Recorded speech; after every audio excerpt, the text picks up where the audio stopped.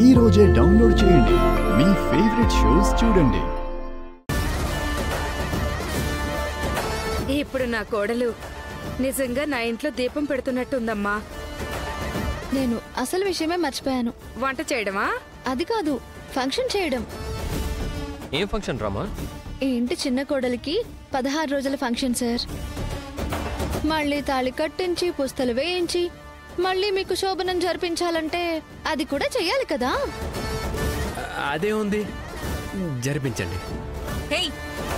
ఏంటి over action చేస్తున్నావు? నేను జైలు నుంచి బయటికి ఎందుకు తీసుకొచ్చాను? మనం భార్యాభర్తలుగా నటించడానికి.